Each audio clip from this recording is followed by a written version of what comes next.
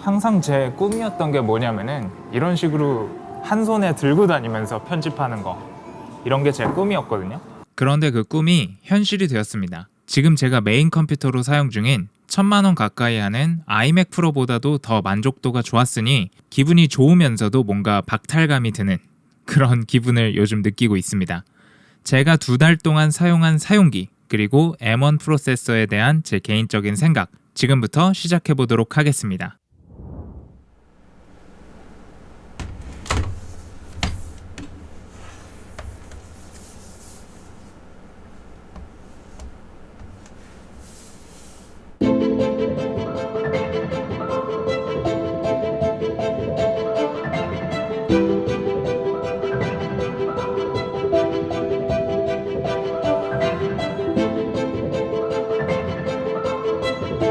안녕하세요, 비디오 아티스트 용호스입니다. 정말 오랜만에 찾아뵙겠습니다. 오늘 영상은 M1 맥북 프로에 대한 리뷰인데요. 1월 20일에 도착을 해가지고 지금 2달 조금 넘게 사용을 한 것 같은데 정말 매일매일 제가 지금 강의를 촬영하고 있기 때문에 하루에 8시간 이상씩 자료 찾고 편집하고 스크린 레코딩도 하고 정말 헤비하게 사용을 하고 있거든요. 웬만한 유저들보다 이 사용하는 강도나 빈도가 훨씬 더 빡세게 지금 사용을 2달 넘게 하고 있습니다. 그래서 이러한 경험과 그리고 M1이라는 이 혁신에 대해 가지고 제가 이야기를 해보려고 이렇게 카메라를 켰습니다. 제가 자료 조사를 하면서 조나산 모리슨이라는 해외 유튜버, 제가 신뢰하면서 보는 해외 테크 유튜버가 있는데 그분이 실험을 했더라고요. 이 휴대폰과 인텔 베이스 맥 간에 얼마나 속도 차이가 있는가. 애플이 만든 아이폰에 들어가는 칩이 H.265에 최적화가 되어 있는데 이 아이폰에서 아이무비로 엑스포트하는 속도와 동일한 푸티지를 파이널 컷으로 저기 뒤에 있는 아이맥 프로 10코어 인텔 CPU가 달린 아이맥 프로에서 엑스포트를 했을 때 이 속도 차이가 얼마나 나는지 한번 테스트를 해봤거든요. 우리가 논문 같은 것도 그 논문이 유효하려면은 그 논문에서 했던 실험이 다른 사람이 실험을 해도 똑같이 계속 검증이 돼야 되잖아요. 그래서 이 조나산 모리슨이라는 사람이 제가 평소에 신뢰하는 유튜버긴 하지만 이 사람이 한 실험이 제가 해도 똑같이 재현되는지 제가 직접 한번 확인을 해보고 싶어가지고 실험을 해봤습니다. 동일한 파일을 가지고 엑스포트를 할 때 아이폰과 인텔 아이맥에서 어떠한 속도 차이가 있는지 한번 보실게요. 10bit 422 HDR이라는 규격 그리고 4K라는 해상도는 지켜가지고 이렇게 엑스포트를 했고 이거하고 똑같은 영상을 제가 지금 이 아이폰에다 넣어놨어요. 그래서 이 아이무비에 한번 들어가가지고 만들어 보겠습니다. 프로젝트를 만들고 똑같은 영상을 로드해 오고 이걸 이제 엑스포트를 할 텐데 이쪽부터 먼저 엑스포트를 해볼게요. 여기에 보시면은 애플 디바이스 4K라고 해가지고 제가 새로 만들어둔 이제 엑스포트 옵션이 있는데 제가 이 핸드폰의 사양과 맞추기 위해서 커스텀으로 만든 엑스포트 세팅입니다. 거의 대동소이한 그런 비트레이트와 어떤 규격을 갖춘 파일로 엑스포트를 해보도록 하겠습니다. 이렇게 눌러주시면은 이렇게 대화 상자가 뜨는데 엑스포트를 눌러볼게요. 자, 저장 해주시면은 이제 엑스포트가 되는데 커맨드 9를 누르면은 파이널 컷에서는 이렇게 엑스포트가 얼만큼 되고 있는지 나옵니다. 우리 막간을 이용해 가지고 제가 가지고 있는 컴퓨터의 사양을 한번 볼게요. 제 컴퓨터의 사양은 2018년에 구매했는데 왜 이게 2017이라고 되어 있는지 모르겠는데 3GHz 10코어 인텔 제온 CPU고요. 32기가 램을 가지고 있고 라데온 프로 베가 64 그래픽 카드이고 16GB 비디오 램을 가지고 있습니다. 이 정도의 맥이고 가격은 한 900만원 조금 넘었던, 그래서 1000만원 가까이 하는 아이맥 프로인데요. 이걸 이제 설명을 하고 나니까 27%, 28% 정도 완료가 되었네요. 이 상태에서 제가 이 친구도 한번 엑스포트를 해보도록 하겠습니다. 이 친구를 엑스포트 하려면은 여기서 던 눌러주고 요거 눌러서 내려가서 Save Video 요거 눌러주면은 엑스포트가 됩니다. 지금 이제 사이드 바이 사이드로 놓고 속도를 한번 볼게요. 속도가 비교가 안 되는데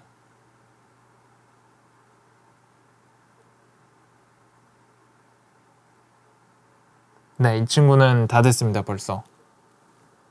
The movie was exported to your photo library. 벌써 다 됐죠. 네, 아직도 저 친구는 네, 56%, 57% 이러고 있습니다. 지금 이 저장된 영상을 제가 에어드롭을 통해 가지고 이쪽 컴퓨터로 옮겨줘 볼게요. 쉐어를 눌러 가지고 엑스포트를 해볼게요. 네, 그러면은 이쪽으로 에어드롭으로 영상이 도착을 했고요. 방금 에어드롭으로 도착한 영상이 이 친구인데요. 이 친구하고 지금 우리가 엑스포트하고 있는 이 영상하고 인포를 봐가지고 용량이나 파일의 형식이나 이런 게 비슷하다고 하면은 진짜로 핸드폰이 훨씬 더 빠른 게 되겠죠. 그래서 한번 조금만 기다려서 봅시다. 그 조나탄 그 친구가 리뷰한 거에는 이 부분을 확인을 안 해가지고 제가 그것도 한번 해보려고 해보는 거니까 조금만 기다려가지고 파일 형식을 한번 비교를 해볼게요.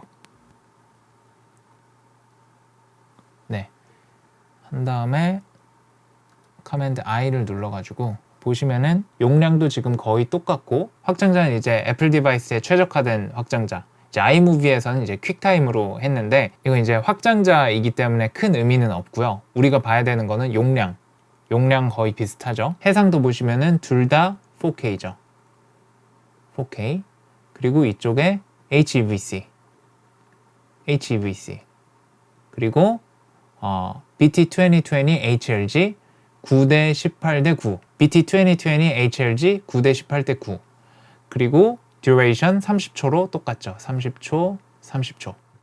테스트 영상이 굉장히 충격적이죠. 인코딩하는 속도가 거의 한 4-5배는 차이가 나는 것 같아요. 그런데 그 속도가 M1 맥북 프로로도 사실 안 나와요. 그러니까 이 ARM 베이스드 CPU를 정말로 영상 편집 프로그램에 최적화를 했을 때 지금 기술로도 이 정도 속도가 나올 수 있다는 거예요. 그러니까 뭐 지금 CPU가 어떻고 저쩌고 뭐 지금 아키텍처가 뭐 그런 건 제가 개발자도 아니고 잘 모르겠고 이 근본으로 들어가서 이 근본에서 생각을 해봤을 때 가능하다는 거예요. 지금 이 M1 맥북 프로에서 구동되는 파이널 컷이 구동되는 것보다 더 빠르게도 최적화할 수 있는 가능성이 지금 현재도 남아있다는 거예요. 지금 이 팬도 안 달린 이런 핸드폰에서 인코딩이 이렇게 빠르잖아요. 단순히 엑스포트뿐만이 아니라 4K 60프레임짜리 영상인데도 불구하고 스키밍이나 전반적인 편집 반응성 이런 것도 휴대폰에서 굉장히 좋은데요. 제가 아이무비를 지금 실행을 해가지고 프로젝트를 하나 만들어 볼게요. 네, 세차 브이로그 찍을 때 찍었던 영상들을 다 임포트를 해보겠습니다. 총 10개를 임포트 할 거고요. 이렇게 해도 되지만은 이렇게 하나하나 눌러도 되지만은 이렇게 눌러서 이날 찍은 거를 전부 임포트 해도 됩니다. 이 상태에서 임포트 해주시면은 시간 순서대로 이렇게 클립들이 와요. 그래가지고 브이로그 찍으시는 분들이 처음 시작할 때 파이널 컷을 바로 쓰실 필요가 별로 없어요. 휴대폰에서 이걸로 편집을 하고 그리고 맥에서도 아이무비는 기본으로 있기 때문에 여기서 엑스포트를 해가지고 맥에서 바로 편집을 할 수 있어요.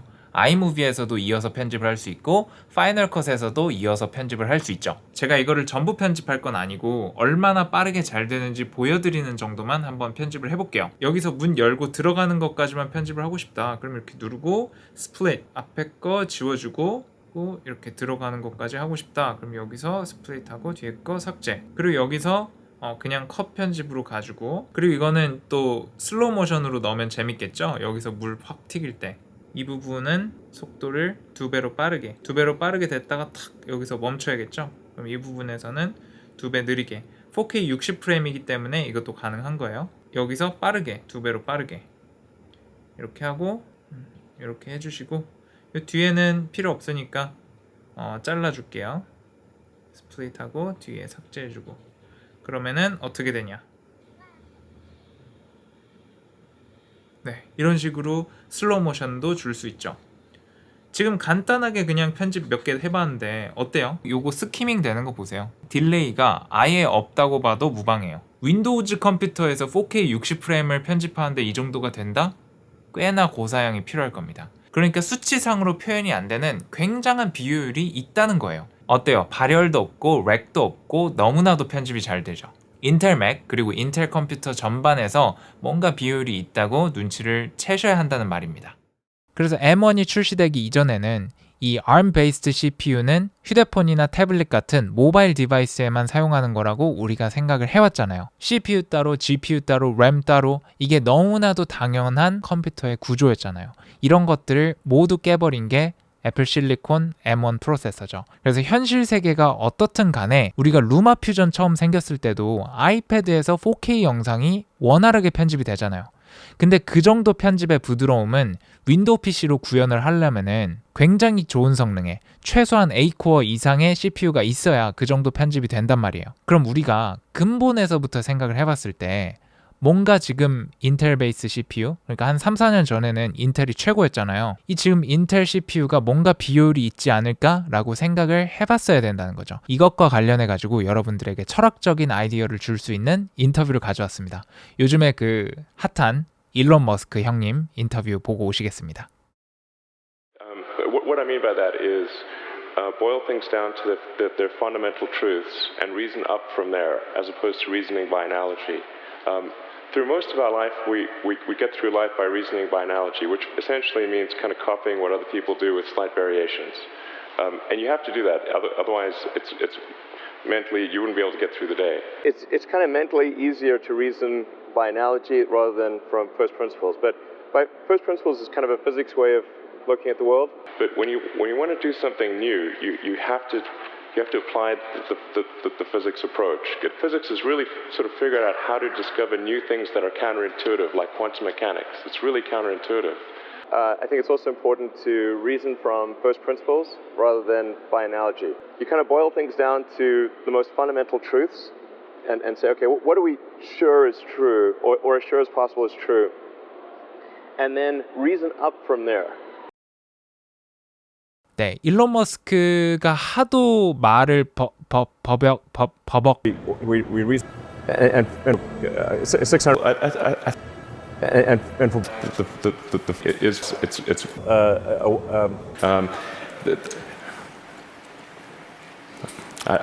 버벅여가지고 제가 많이 잘라냈어요. 그러니까 일론 머스크의 말은 뭐냐면은 유추, 그러니까 어널로지라는 거는 지금 현재 우리 세상에서 어떻게 되고 있는가 이것들을 바탕으로 추론해가지고 지금 현 시대에 이러니까 이렇게 해야지 라는 게 이게 유추적인 생각 방식이거든요. 그런데 first principle 생각에 따르면은 우리가 사실이라고 할 수 있는 것 깊숙이 최초의 사실이라고 할 수 있는 것까지 우리가 다 boil down, 그러니까 끓여서 없앤다는 거거든요. 다 날려보낸다는 거거든요.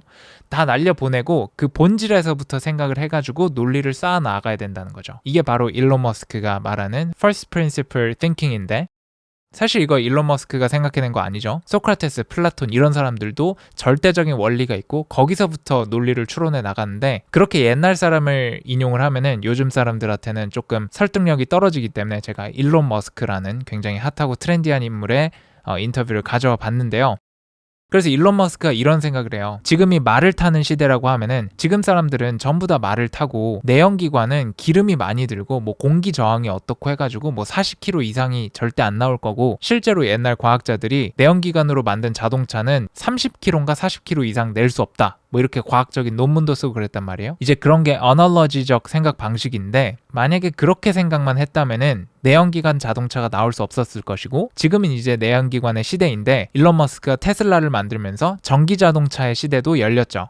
Nobody wants a car because horses are great and we're used to them and they can eat grass and there's lots of grass all over the place and you know there's no gasoline that people can buy so people are never going to get cars. Right. 그러니까 지금 있는 것들을 기반으로 생각을 하는 유추 방식을 통해 갖고는 새로운 거를 만들어낼 수가 없다는 거예요. 그리고 새롭게 생긴 기술을 생각할 때도 유추의 방식으로 지금까지 이래 왔으니까 이럴 거야 라고 생각하게 된다면은 새로 생긴 것에 대해서는 제대로 설명을 할 수 없다는 거죠.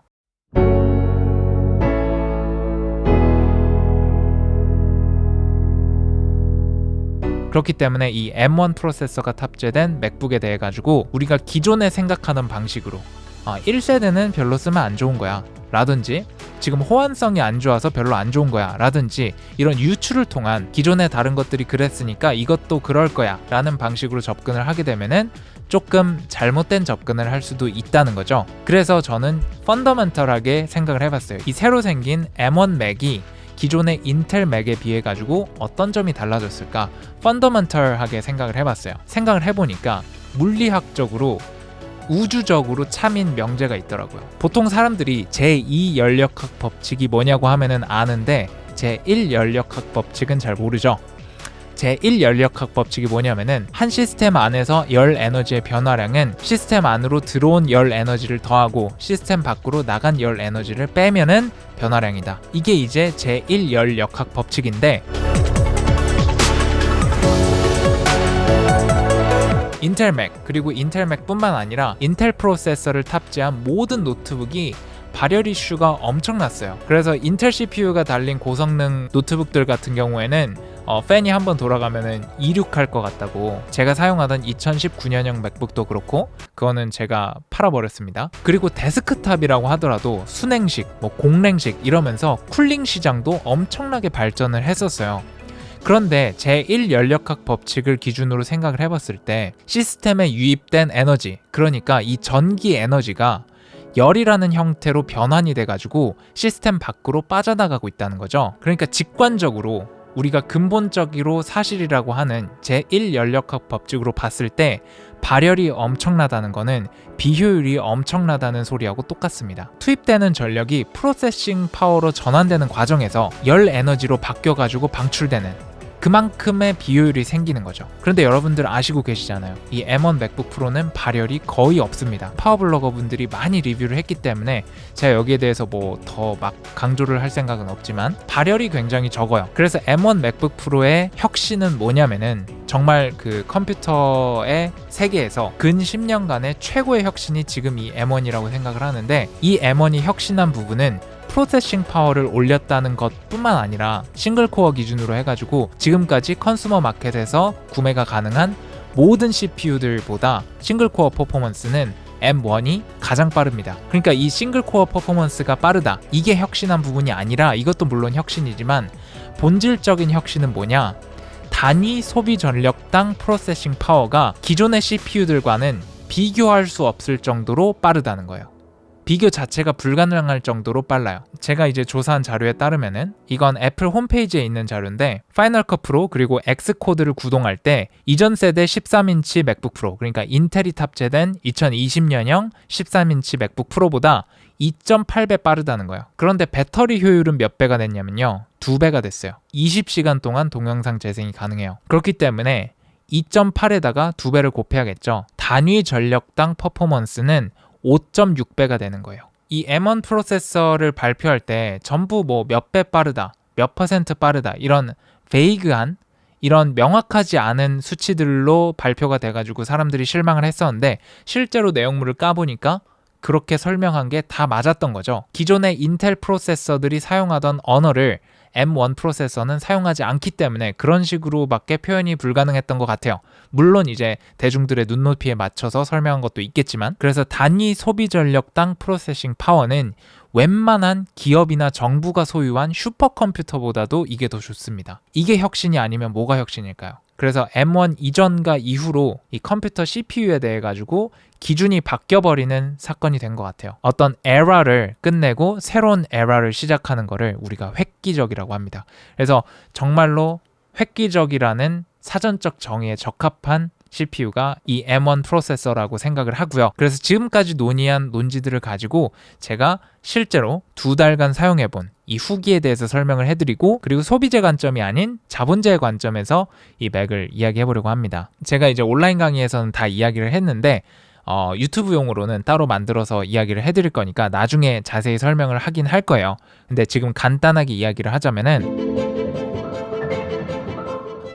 맥은 자본재예요. 개발자, 디자이너, 사진가, 음악 프로듀서, 영상 프로듀서, 이렇게 생산성 도구로서 맥이 가치가 높기 때문에 자본재 프리미엄이 붙어가지고 맥이 비싼 거거든요.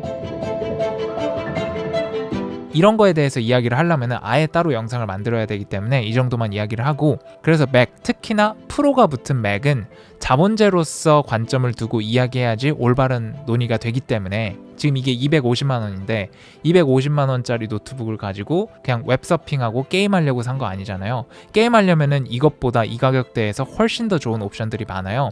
그래서 소비재의 기준에서 봤을 때는 게임이 얼마나 잘 되냐 안 되냐, 그리고 대중적으로 많이 사용되는 어플리케이션에 대해 갖고 호환이 되냐 안 되냐, 이런 것들이 중요하겠지만 저는 지금 맥을 자본제로서 생산성 도구로서 놓고 생각을 할 거기 때문에 이 기준에서 놓고 봤을 때는 게임이 되냐 안 되냐는 사실 크게 중요하지 않죠. 그리고 뭐 크롬을 켰을 때 전력 소모량 이런 거는 별로 안 중요하죠. 어차피 사파리 쓸 거니까, 맥이니까. 그래서 자본제의 관점에서 이야기할 거다, 이 정도 얘기를 해드리고 이제 본론으로 들어가서 이야기를 해보도록 하겠습니다.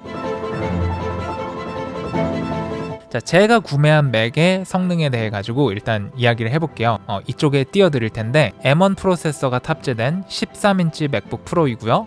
8코어 CPU고 8코어 GPU고 그리고 16GB 램이 들어있고요. 1TB SSD를 탑재한 그런 친구입니다. 그래서 이런 사양을 가진 맥을 기준으로 이야기를 하고 있구나 라고 이해를 하시라고 이것부터 말씀을 드립니다.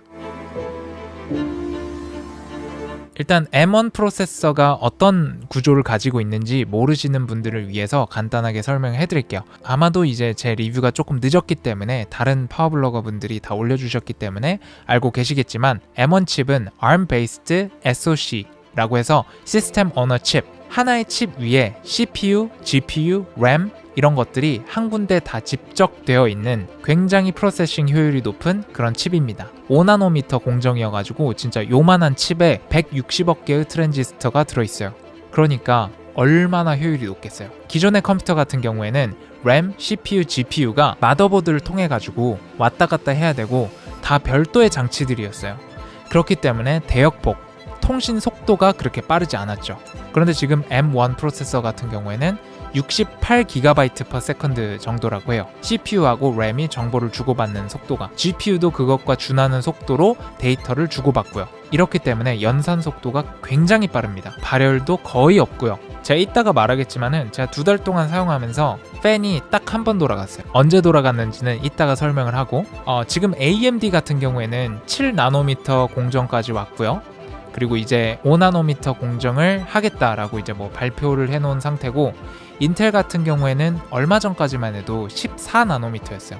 그러니까 저기 스카이레이크 이후부터 2016년 이후로 2019년까지도 거의 똑같은, 거의 발전이 없었어요. 그냥 코어 개수 늘리고 스레드 개수 늘리고 이게 거의 다였기 때문에 계속해서 발열이 심하고 성능은 그것 대비해 갖고 별로 안 좋고, 이제 최근에 와서야 10나노미터 공정으로 제작된 CPU를 만들었고 이제 7나노미터를 만들겠다라고 이제 발표해 놓은 그런 상황입니다. 그래서 제가 제 채널에 정말 CPU 리뷰 해달라는 뭐 노트북 리뷰, 데스크탑 리뷰 이런 게 정말 많이 와요. 그런데 제가 예전에 AMD 한번, 인텔 한번 이렇게 하고 그 이후로 한 번도 안 했어요. First Principle 룰로 생각을 해봤을 때 아이패드에서 루마 퓨전으로 4K 동영상 편집이 원활하게 되는데 왜 데스크탑에서는 안 될까? 특히 인텔 데스크탑에서는 안 될까? 뭔가 비효율이 엄청나다는 거고, 열이 이렇게 엄청나게 난다는 걸 생각해 봤을 때 이건 절대로 효율적인 디바이스가 아니다. 영상 편집용으로 굉장히 좋은 노트북이다. 내지는 영상 편집용으로 굉장히 훌륭한 데스크탑이다. 라고 말해달라고 저한테 이제 멘트를 주시는데 제가 그 말을 할 수가 없는 거예요. 그래가지고 지금까지 인텔이나 AMD, 특히나 인텔 관련한 그런 노트북이나 이런 것들을 리뷰를 거의 다 거절을 했어요. 거의 다가 아니고 전부 거절을 했죠. 한 번도 한 적이 없으니까. 또는 돈을 엄청나게 비싸게 부르. 여튼 리뷰를 안 했는데 그 이유가 바로 이 이유예요. 앞으로 인텔이나 AMD, 특히나 저는 AMD에 거는 기대가 큰데 AMD에서 정말로 좋은 CPU가 나오고 그 CPU가 프리미어 프로나 다빈치 리졸브나 이런 것들하고 연동이 정말 잘 돼가지고 영상 편집을 하는 데 있어서 정말로 효율이 좋다. 그러면은 리뷰를 할 의향이 있습니다. 근데 이 M1 맥북 프로의 이 부드러움에는 아직 그 어떠한 CPU를 갖다 놔도 가격 대비 성능으로 봤을 때 비빌 수 있는 디바이스가 없거든요. 그렇기 때문에 가까운 미래에 제가 인텔이나 AMD CPU 리뷰를 하는 일은 없을 것 같습니다. 이제 다음 이야기로는 단위 소비 전력당 프로세싱 파워 이 얘기인데, 이 얘기는 제가 인트로에서 모르고 다 해버려가지고 한 번만 더 짚고 넘어갈게요. 애플 실리콘 M1 프로세서는 연산 능력이 향상됐다는 것 뿐만 아니라 소비 전력이 적기 때문에 단위 전력당 프로세싱 파워가 기존에 비해서 비약적으로 향상을 했다. 나무위키에서 적힌 거라 제가 잘 믿지는 못하겠지만 TDP, 그러니까 열 설계 전력이 10W 정도?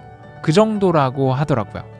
근데 이게 나무위키에 적힌 거라서 제가 100%는 못 믿겠고, 여튼 그 정도로 전력 효율이 좋은 고성능 CPU입니다. 자, 그리고 이제 자본제로서의 M1 프로세서는 어디까지 왔나? 제가 이거에 대해서 설명을 해드리고 싶은데, 제가 찾아보니까 사이트가 있더라고요. 그래서 사이트를 알려드리고 시작을 하려고 isappleSiliconReady.com 이라고 검색을 하면은 지금 그 사이트에 들어왔는데, 이 is가 아니고 is Apple Silicon Ready 띄어쓰기를 하니까 지금 보이네요. 시중에서 많이 사용되는 개발자 툴, 그리고 디자이너 툴, 음악 프로듀싱 툴, 영상 프로듀싱 툴, 이런 프로 앱들에 대해 가지고 호환성 체크를 다 해놨어요.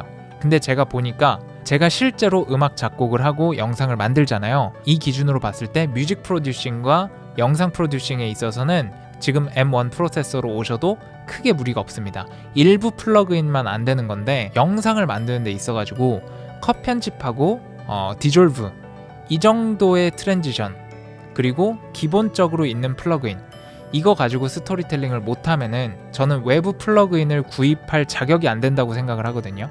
영상을 전문적으로 하는 사람으로서. 그걸 못하는데 거기다 돈을 쓰는 거는 순서가 잘못된 거예요.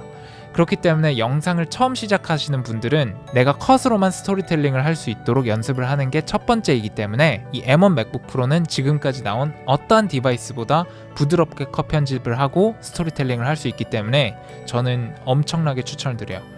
파이널 컷을 사용하는 분들이라면은. 그리고 뮤직 프로덕션에 같은 경우에도 로직 프로는 말할 것도 없이 너무나도 잘 되고, 그리고 에이블톤 라이브도 잘 돌아가고, 프로툴즈가 돌아가는지는 제가 확인을 해봐야 될 것 같은데, 프로툴즈는 로제타를 통해서 잘 돌아가고요. FL 스튜디오, 그러니까 플루티룹스 로제타를 통해서 잘 돌아가고요. 네이티브 인스트루멘털스, 이것도 로제타를 통해서 잘 돌아가고요. 큐베이스는 조금 느낌표가 떠 있고, 에이블톤 라이브 10도 로제타 2를 통해서 잘 돌아갑니다.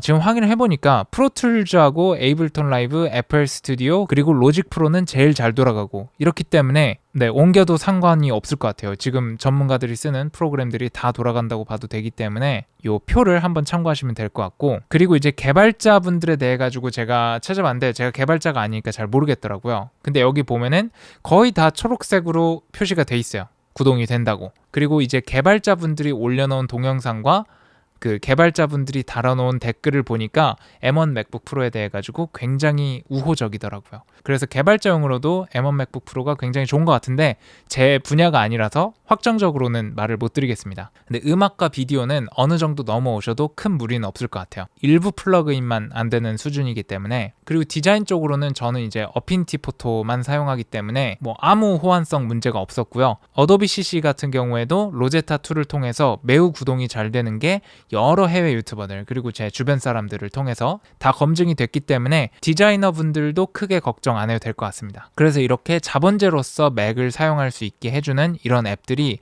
지금 M1 애플 실리콘에서 대부분 잘 작동이 되기 때문에 옮겨와도 되는데, 내가 사용하는 특정 플러그인이나 특정한 프로그램, 이런 것들이 구동이 되는지는 조금 지금은 두고 봐야 될 것 같습니다. 그렇기 때문에 지금 쓰시는 인텔 맥을 냅두고 컷 편집만 여기서 하고 후보정 효과나 엑스포트는 저기서 한다든지 이런 식으로 사용을 하게 되면은 정말 좋을 것 같고요. 저는 외부 플러그인을 요즘에는 아예 안 쓰기 때문에 이 M1 맥북 프로에서 모든 작업이 끝나고 있습니다.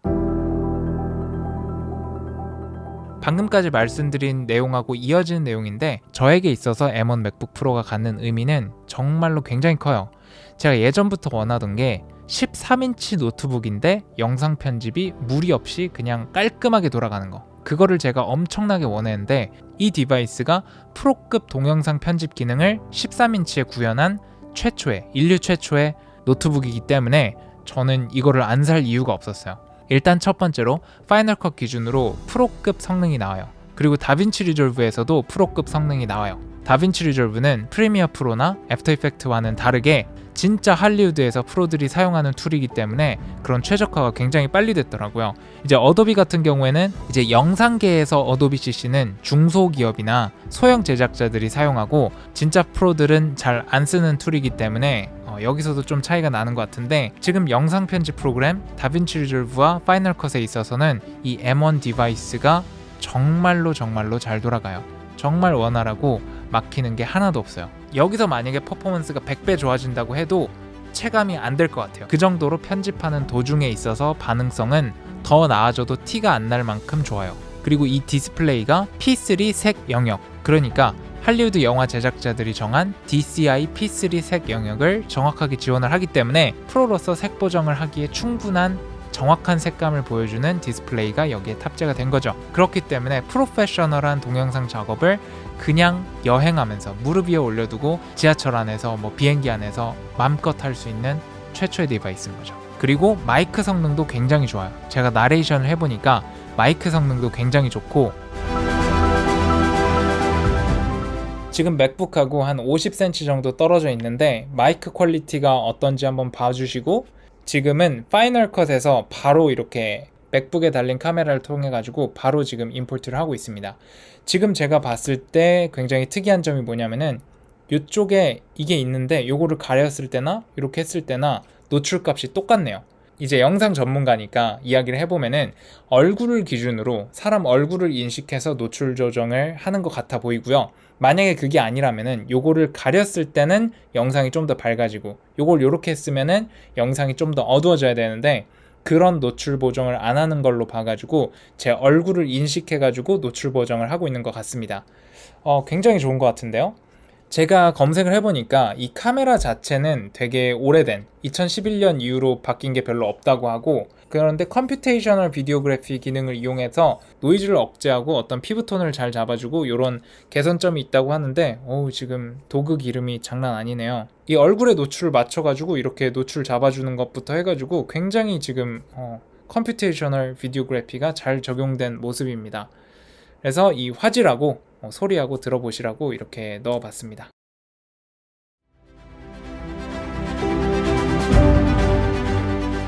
그리고 스피커도 전문적인 모니터링을 하는 데 있어서 큰 부족함이 없어요.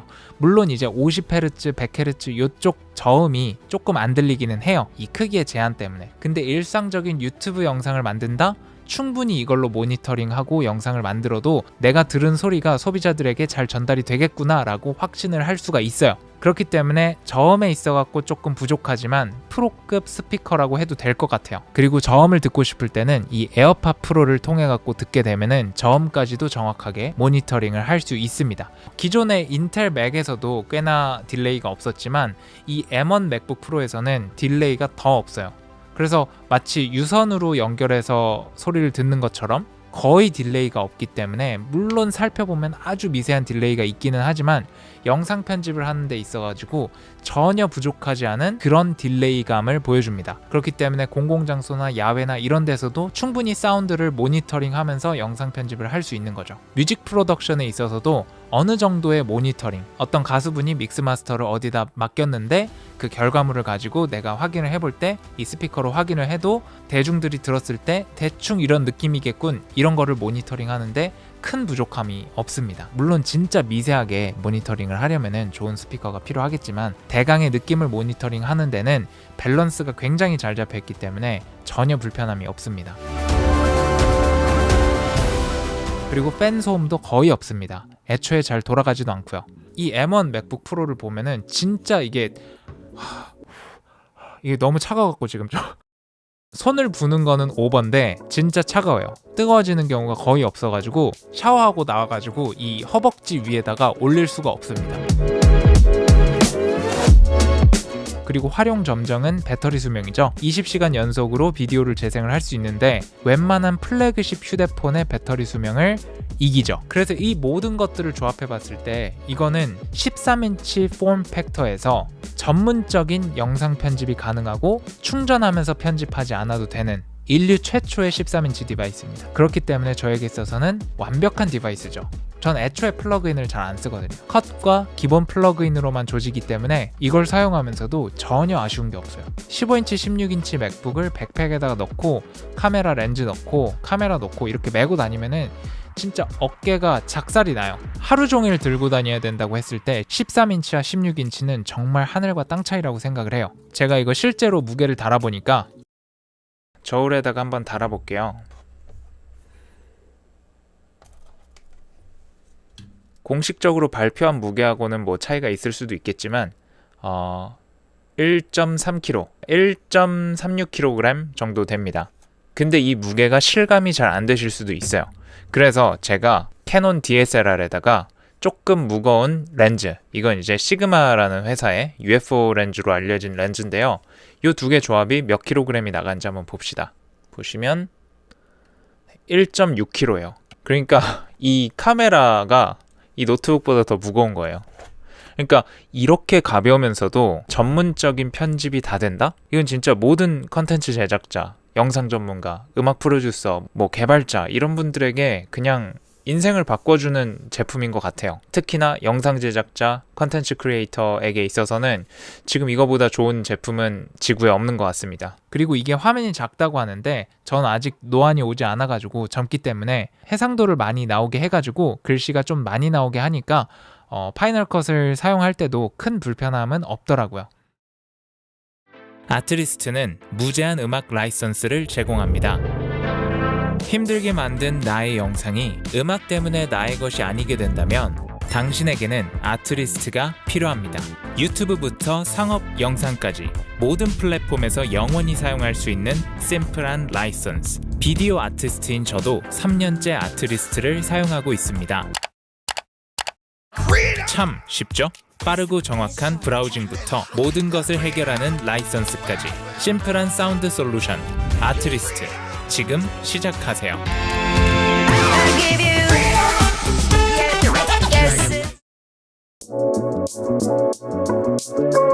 이 M1 프로세서의 램 효율성에 대해서 이야기를 해볼게요. 데이터 전송 대역폭이 68GB/s일 만큼 정말로 반응성이 좋습니다. 기존의 AMD CPU나 인텔 CPU를 사용한 컴퓨터에서는 8GB 램이라고 하면은 4K 영상 편집용으로 최소 사양을 겨우 맞추는 꼴이에요. 그래서 이제 일부 파워블로거 분들이 리뷰한 거를 보면은 조금 제가 이해가 안 되는 게 8GB면은 영상 편집하기에 조금 부족하니까 16GB로 올려서 구매를 해라 이렇게 이야기를 하는데 그것도 이제 새로운 무언가에 대해 가지고 어널로지 유출을 통해 갖고 생각을 하기 때문에 생기는 오류이죠. 이 M1 프로세서는 단언컨대 8GB로도 전혀 부족함이 없습니다. 따로 이제 뭐 모션을 켜놓거나 애프터 이펙트를 켜놓거나 이러면은 조금 부족할지도 모르겠는데 그냥 4K 동영상을 파이널 컷에서 편집만 하는 거라면은 전혀 부족하지 않고요. 실제 사용감에 있어가지고 16GB와 8GB 간의 차이가 거의 없었습니다. 제가 이렇게 확신해서 이야기할 수 있는 거는 제가 얼마 전에 편집자를 고용을 했거든요. 그래가지고 제가 맥 미니를 하나 사줬어요. 8GB 램이 들어있는 베이스 모델 맥 미니를 사줬는데 거기서 제가 조금 만져보니까 똑같아요. 그리고 실제로 물어봐도 끊기는 거 있어요? 물어봐도 PD님이 아예 없다 그래요. PD님? 네네. 이거 어때요? 써보니까 맥 미니. 저기 대표님이 쓰시는 네. 아이맥 프로보다 빠르다는 건 확실하고요. 네. 얼마나 빠른지는 일단 체감상으로는 저기서는 렉이 있었는데 여기서는 렉이 없고. 그죠. 예. 이거 사기 전에 이제 저기서 편집을 했었으니까. 예, 잠깐 한 일주일 정도 해본 결과 저기서는 되게 화가 날 정도였는데 여기서는 화가 안 납니다. 그 정도예요? 예. 화내면 안 되죠, 이런. 아, 네. 전부 우리가 촬영하는 게 4K잖아요. 네, 맞아요. 아예 렉이 없죠. 없어요. 예. 네. 약간 오디오가 뭐가 조금 있었는데 오디오 인터페이스 설치하고 완전히 없어졌어요. 예. 그러니까 오디오가 살짝 문제가 있더라고요, 이게. 네. 네이티브 오디오 그 카드에서 하는 게. 근데 이제 외장 오디오 카드를 쓰니까 이 맥 미니도 정말 영상 편집용으로 완벽하다. 그리고 이게 심지어 제일 싼 모델이에요. 네. 애플케어까지 해가지고 100만 원이고 애플케어 빼면은 90만 원. 정확하면 89만 원. 네, 알겠습니다. 네. 그래서 근본적으로 생각을 해봤을 때 애플 실리콘 M1 칩은 GPU, CPU, 램 간의 데이터 교환이 굉장히 빠르고 효율적이기 때문에 기존의 PC에서 통용되던 것들을 가져와가지고 유출을 통해가지고 생각을 하면은 오류에 빠지게 된다는 거죠. 그래서 영상 입문하시는 분들에 있어가지고 M1 프로세서가 달렸다면 베이스 모델을 사셔도 크게 부족한 거는 없을 거라고 확언합니다. 매일매일 8시간 이상을 지금 편집자님하고 저하고 일을 하고 있기 때문에 이거는 정말 확신에 차서 말을 해줄 수 있는 내용입니다. 딱 하나, 멀티캠 작업할 때 조금 버벅이는데 그것마저도 옵티마이즈드 미디어를 만들어서 이제 사용을 하게 되면은 전혀 끊김이 없고, 그렇게 하지 않더라도 편집을 하는 데 있어서 불편할 정도의 끊김이 생기지는 않더라고요. 이따가 하나 보여드릴게요. 거의 2시간에 가까운 멀티캠 프로젝트를 만들었는데 그래도 별로 크게 안 끊기더라고요. 저 친구에다가 불러오니까 아예 렌더링 자체를 못할 정도로 버거워하더라고요. 그래가지고 저쪽에서는 아예 인코딩이 되지를 않으니까 다시 M1으로 가져와갖고 렌더링을 걸었어요. 근데 렌더링을 걸다 보니까 제가 태어나서 처음 듣는 소리가 들리는 거예요. 네, 한 95%쯤? 분명히 처음 시작할 때는 팬이 안 돌았는데 95%쯤 돼서 와서 보니까 팬이 돌아가고 있더라고요.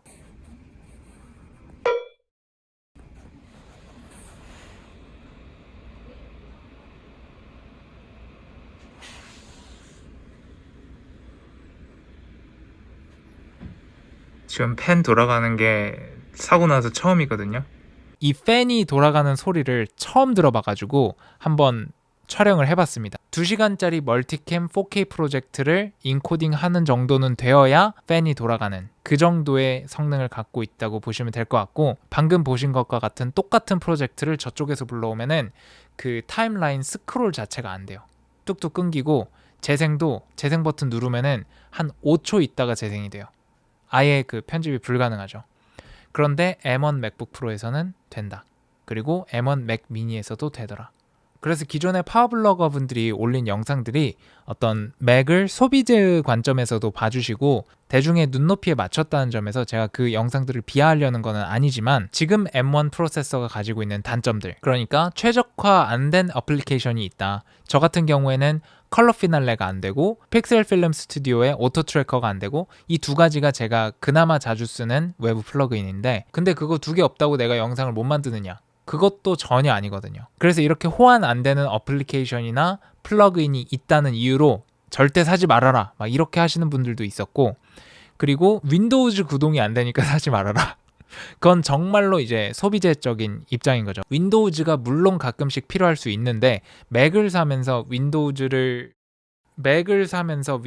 구동이 안 된다는 게 단점이라면은 그건 조금 말이 이상한 것 같긴 한데, 물론 하는 업무에 따라 가지고 윈도우즈가 필요할 때도 있기 때문에 저도 이제 윈도우즈 컴퓨터를 저쪽 방에 두고 가끔씩 한 1년에 한 번 정도 가서 쓰는데, 이제 사실 그런 단점들이 있다고 말을 하는 게 당연히 처음 생겨난 거니까 호환이 안 되는 게 있을 수 있죠. 폼 팩터가 아예 다르니까, 아키텍처 자체가 인텔하고는 아예 다른 거니까 유출을 통해서 생각을 하게 되면은 새로운 생각을 할 수가 없고 새로운 것에 대해서 제대로 된 평가를 할 수도 없어요. 그것들이 필요한 사람에게는 단점이겠지만 정말 이것을 통해서 가치를 생산해내는 사람들의 입장, 개발자, 디자이너, 뮤직 프로듀서, 영상 프로듀서, 저 같은 사람, 이런 사람들이 봤을 때 M1은 정말 혁신적인 기계예요.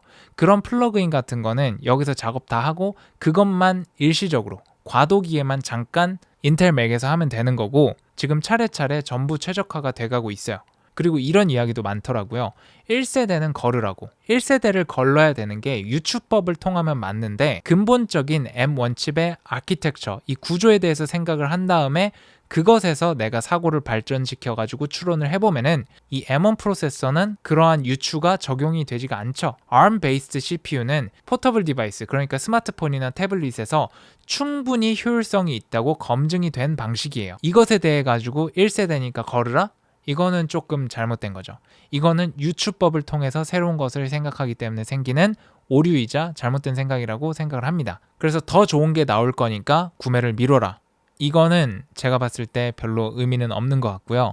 13인치 폼 팩터가 아니라 16인치 폼 팩터, 그리고 아이맥의 폼 팩터, 이런 외형적인 형태를 갖춘 디바이스를 원하는데 M1에 상응하거나 그것보다 더 좋은 성능을 원하는 그런 분들이 이제 기다려야 되는 거지, 지금 이 성능이 절대적으로 봤을 때 나쁜 성능이 아니에요. 여기서 성능이 더 좋아져도 파이널 컷을 사용할 때 반응성, 이런 것들은 더 이상 좋아져도 사실 티가 안 날 것 같다고 제가 말씀을 드렸잖아요. 이 외형적인 형태를 기다릴 때 기다려야 되는 거지, 이 13인치를 원한다면은 지금 구매하셔도 후회는 없을 것 같습니다. 저 또한 후회를 하지 않고 있고요. 그리고 중장기적으로 봤을 때, 단기적으로는 이게 중고가가 깎이겠지만 이제 한 50년 정도 지났을 때 M1 디바이스를 최초로 탑재해서 양산했던 모델입니다 라고 하면은 중고가 방어도 잘 될 것 같은데요. M1 이전과 이후로 나뉘는 진짜 그런 제품이기 때문에 가격 방어도 나쁘지 않을 것 같아요. 근데 2세대를 산다면은 그 의의가 조금 없어지겠죠.